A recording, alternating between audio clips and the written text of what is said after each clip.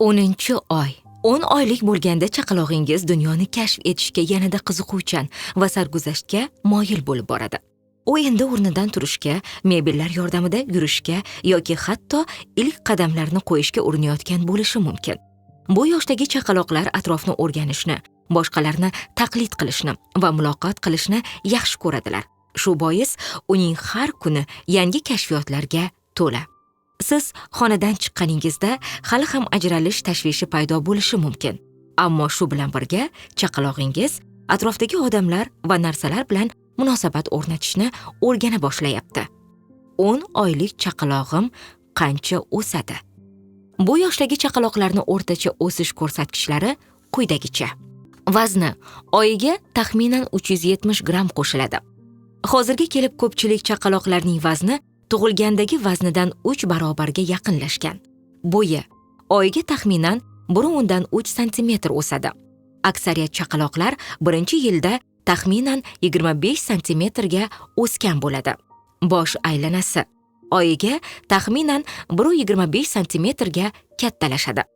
Chaqalog'ingiz harakatlanishni boshlagach, uning o'sish sur'ati biroz sekinlashishi mumkin. Emaklash, tik turish va doimiy harakatlanish tufayli ko'p kaloriya sarflanadi. 10 oylik chaqalog'im nimalarni qila oladi?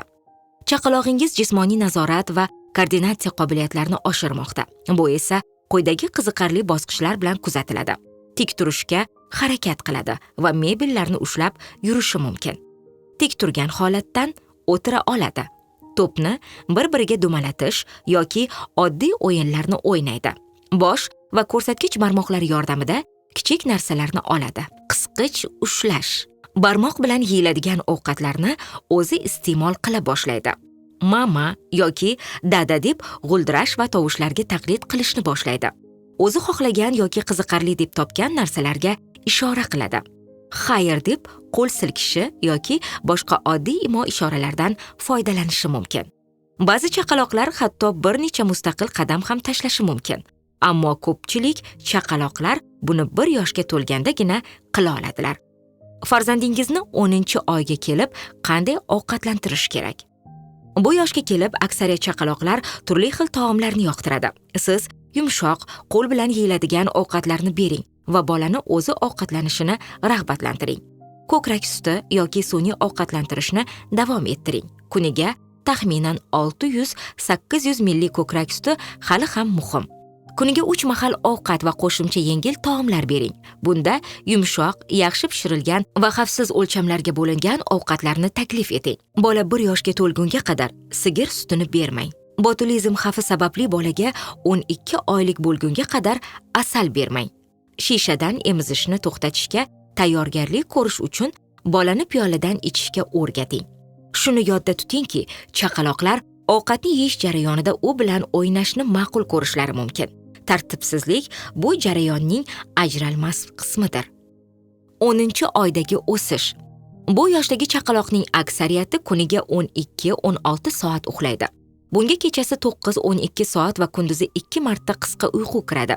Ba'zi chaqaloqlar ayriliq xavotiri yoki rivojlanish bosqichlari tufayli tunda uyg'onib ketishi mumkin. Tinchlantiruvchi uyqu tartibini joriy etish chaqalog'ingizni osonroq uxlab qolishiga yordam beradi. Ijtimoiy va hissiy rivojlanish. 10 oylik chaqaloqlar munosabatlarni ko'proq anglay boshlaydilar va ota-onalariga yopishib olishlari yoki notanish odamlardan xavotirlanishlari mumkin. Ular quyidagilarni qilishi mumkin. Siz xonadan chiqib ketganingizda yig'lash, tanish odamlar va o'yinchoqlarga nisbatan afzallik ko'rsatish, qarsak chalish, qo'l silkitish yoki sizni yuz ifodangizni taqlid qilish. Chaqalog'ingizga tasalli berish, bekinmachoq kabi oddiy ijtimoiy o'yinlar o'ynash va asta-sekin yangi odamlar va muhit bilan tanishtirish orqali uni qo'llab-quvvatlang. Ota-onalarga maslahatlar. Oddiy rasmli kitoblarni birgalikda o'qib, narsalarni nomini aytib bering. Emaklab yurish va turishni o'rganish uchun xavfsiz joylar yaratib, harakatlanishni rag'batlantiring. Urib ovoz chiqarish, ustma-ust qo'yish yoki tashlab o'ynash mumkin bo'lgan o'yinchoqlar bering. Imo ishoralar va tovushlarni mashq qiling, qarsak chaling, qo'l silkiting va chaqaloqni g'uldirashiga javob bering.